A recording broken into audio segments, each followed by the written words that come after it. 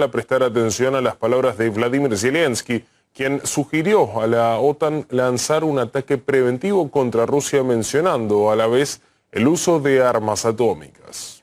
Що повинно робити НАТО? Унеможливлювати застосування Росією ядерної зброї. Але, що важливо, я ще раз звертаюсь до міжнародної спільноти. Як це було до 24-го? Превентивні удари, щоб вони знали, що з ними буде, якщо вони застосують, а не навпаки. Чекати ядерних ударів Росію, щоб потім сказати, ах ти так, ну ось тримай від нас. Aunque luego desde la oficina del mandatario ucraniano señalaron que el presidente fue malentendido y que hablaba de más sanciones. Sin embargo, a nivel internacional la interpretación de esta declaración no se hizo esperar. Desde la ONU recalcaron que es inadmisible incluso debatir la posibilidad de un conflicto nuclear, mientras que Washington afirmó que creen que Moscú está comprometida con evitar un choque de tal dimensión. Sin embargo, Joe Biden destacó que por primera vez desde la crisis de los misiles de octubre de 1962, el mundo se enfrenta a la posibilidad real de una guerra nuclear. A su vez, la ex canciller federal de Alemania, Angela Merkel, subrayó que es imposible lograr una paz sólida en Europa sin la participación de Rusia. En la misma línea, el analista internacional Francisco Coloane sostiene que el llamado de Zelensky a un ataque nuclear demuestra que la operación militar de Rusia en Ucrania tiene un carácter preventivo. Creo que Zelensky salió de su sentido común más básico. Creo que es un provocador. Creo que de alguna manera la acción rusa de intervención militar en Ucrania está absolutamente justificada, porque era precisamente una intervención para prevenir un ataque nuclear.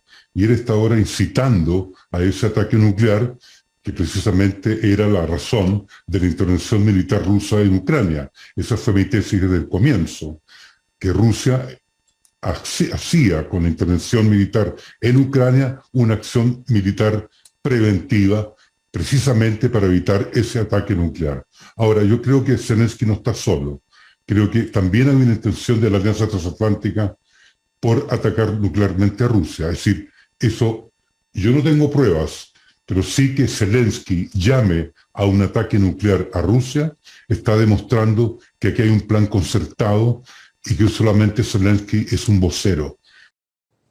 A su vez, el embajador adjunto de Rusia ante la ONU, Dmitry Polyansky, subraya que el conflicto en Ucrania no es más que un enfrentamiento de la OTAN contra Rusia. En él se definirá el nuevo orden internacional libre de la hegemonía de Occidente. El diplomático habló sobre este tema. Muchos de los Estados miembros de la ONU han abierto los ojos y son absolutamente conscientes de que es una situación con numerosos matices. Están al tanto de que no hay un conflicto entre Rusia y Ucrania, como afirma Estados Unidos, sino que está llevándose a cabo una guerra indirecta de la OTAN contra Rusia, en Ucrania y hasta el último ucraniano, algo que por supuesto condiciona su valoración de este escenario. La cuestión es si los países que nos apoyan serían lo bastante valientes como para mostrar su apoyo abiertamente. Sé que muchos temen las consecuencias de esa postura. Por supuesto, esto es muy deplorable, pero esa es la realidad que existe en la ONU. Hay una campaña de intimidación y presiones en marcha, y creo que continuará durante algún tiempo. Es muy difícil predecir los resultados. Aunque los números cuentan, creo que lo que más cuenta es lo que escuchamos de los demás, lo que vemos en la forma en la que votan y en cómo defienden su posición. No se trata de Rusia y su puesto en el mundo. Se trata de la independencia de muchos estados. Se trata de su libertad para adoptar una determinada postura o dar una opinión en la arena internacional. Por lo tanto, lo que está en juego va mucho más allá de las relaciones entre Rusia y Occidente. Lo que está en juego es la forma en que el mundo se está moldeando. ¿Qué futuro queremos para nosotros, para nuestros hijos, para toda la comunidad internacional? Mientras tanto, en Estados Unidos genera descontento el manejo de los fondos estatales de la administración Biden.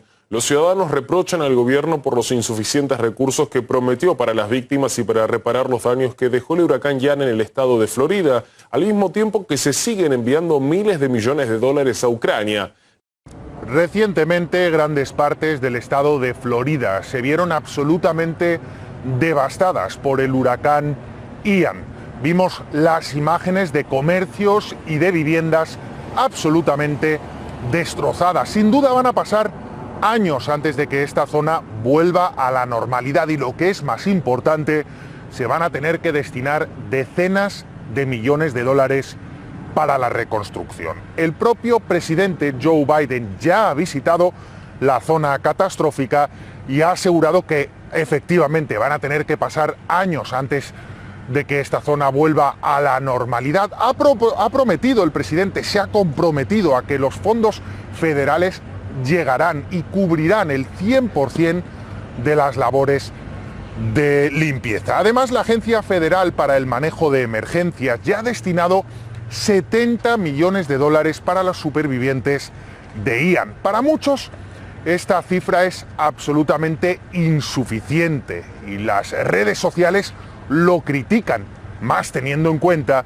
que el gobierno estadounidense destina decenas de millones de dólares en ayuda a Ucrania. En este sentido lo hemos visto, como decimos, en redes sociales. Por ejemplo, uno de los que ha alzado su voz ha sido el hijo del expresidente de Donald Trump Jr. En un tuit aseguraba que se debería de devolver a cada ciudadano de Florida a su hogar y también devolver la zona a su normalidad antes de mandar ni siquiera un centavo más de ayuda a Ucrania.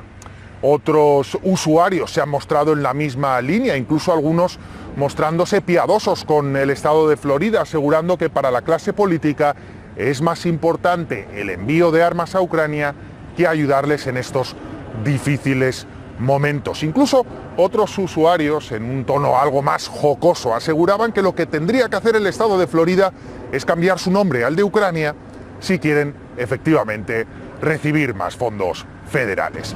Pero lo que está claro es que este huracán Ian ha revitalizado las llamas de una polémica que no es ni mucho menos nueva. Llevamos meses con ella. ¿Qué se debería hacer? ¿Cuál debería ser la prioridad para los fondos federales? Esto es lo que opinan los expertos con respecto a este tema. Lo escuchamos. Los estadounidenses están rechazando desde hace ya meses la ayuda militar del gobierno a Ucrania, pero que en estos días las encuestas aquí en Estados Unidos muestran que al menos el 55% de los ciudadanos norteamericanos se oponen a aumentar la ayuda a Ucrania y a defender la democracia mundial y sobre todo a atender el tema económico de la canasta familiar. Otra de las cuestiones a tener en cuenta y una de las preguntas que se están haciendo cada vez más ciudadanos norteamericanos es ¿qué sacan a nivel individual la clase política estadounidense del envío de armas a Ucrania? En este sentido, hemos conocido que hasta 20 congresistas y senadores o sus parejas se han beneficiado directamente del envío de armas a Ucrania porque han invertido en acciones de compañías armamentísticas que precisamente se encargan de enviar ese suministro a Ucrania. Compañías como Raytheon Technologies o también Lockheed Martin son algunas de las compañías en las que invirtieron estos congresistas, estos senadores o sus parejas. También están saliendo a la luz varias encuestas, la última de ellas organizada por JL Partners, que señalan que más de la mitad de los estadounidenses preferiría que bajara su costo de vida, aunque eso significara parar de enviar ayuda a Ucrania. Por lo tanto, mientras unos defienden el envío de ayuda y de armas a Ucrania como un fin imperativo, como algo que Estados Unidos tiene que hacer, otros aseguran que esta no debería ser la prioridad del gobierno norteamericano. La administración de Joe Biden también ha suscitado un aluvión de críticas por su manejo de la crisis energética. La prensa local resalta el duro golpe que significó para Estados Unidos la decisión de la OPEP Plus de reducir la extracción de petróleo. El secretario de Estado norteamericano, Anthony Blinken, advirtió que su país está preparando medidas para responder a Arabia Saudita tras el recorte anunciado por los productores de crudo. Se siguen sintiendo los cimbronazos después de lo que significó la noticia para Estados Unidos a partir del anuncio de reducción de la producción que hizo la OPEP Plus, y se escuchan todavía críticas. Entonces, ayer hablábamos de las críticas que salían de los republicanos y ahora destacamos la crítica de la prensa, porque por ejemplo el New York Times dice: la decisión de la OPEP muestra los límites de la diplomacia de Biden, de saludos amistosos con los saudíes. Con respecto a Arabia Saudí, hay que destacar que hoy pudieron de alguna manera sostener los precios para el mercado asiático. Todo esto lo hace la petrolera estatal saudí, que también pudo bajar un poco los precios para el mercado europeo, pero lo subió otro tantito nomás, centavos, aunque sea, para el mercado estadounidense. Vamos a ver qué genera esto entonces en los próximos días. Pero, ¿qué es lo que quiere hacer Estados Unidos para tratar de revertir esta situación? Bueno, tienen que aprobar un proyecto de ley que se llama NOPEC, que incluye la revocación de la inmunidad soberana de los miembros de la OPEP Plus y la posibilidad entonces de enjuiciar por violar leyes antimonopolio de Estados Unidos a los miembros de la OPEP Plus. La cuestión es que, según los expertos que han leído el proyecto, dicen que no está claro cómo haría un tribunal federal estadounidense para poder enjuiciar a países como Arabia Saudí. Y otra cosa que están intentando hacer para revertir esta situación, para poder aumentar la producción y sostener los precios bajos, sobre todo para Estados Unidos, los precios del petróleo, es alivio de sanciones para permitir una mayor producción de petróleo, alivio de sanciones para Venezuela y para Irán. Con estos países ya vienen negociando sobre todo esto, incluso antes de que la OPEP Plus anunciara la reducción en la producción. Lo cierto es que si es que llegan a buen puerto próximamente, los resultados positivos no se verían inmediatamente y habría que esperar un poco más. Lo cierto es que también ya desde la Unión Europea, en conjunto con el G7, le pusieron un tope al precio del petróleo ruso. Esto podría entrar en vigor a partir del mes de diciembre para el crudo, a partir del mes de febrero del año que viene para los productos refinados del petróleo. La cosa es que también están las críticas y las dudas con respecto a esto, porque por ejemplo, desde la segunda empresa energética más grande de Europa dicen que el tope al precio del petróleo ruso es una mala idea, porque sería una forma de devolverle el liderazgo a Vladimir Putin. El presidente ruso ya dijo que no le va a vender a los países que adhieran a lo dictado por la Unión Europea y el G7, a los que adhieran al tope del precio. Y Alexander Novak, el viceprimer ministro ruso, dijo que incluso podría tener un efecto contraproducente para Estados Unidos, porque ponerle un tope al precio podría generar una menor producción y entonces el precio aumentaría. En Perú se lleva a cabo la segunda jornada de la Asamblea General de la OEA. Los efectos de la crisis sanitaria, el cambio climático y el fortalecimiento de las democracias son temas clave del debate. La exclusión de Venezuela, Cuba y Nicaragua de la cumbre recibió fuertes críticas por parte de varios miembros, mientras que Argentina, Brasil, Bolivia y México, entre otros, rechazaron firmar una declaración conjunta de más de 20 países en la cual condenan las acciones militares de Rusia en Ucrania. Ricardo Romero nos amplía el tema desde Lima.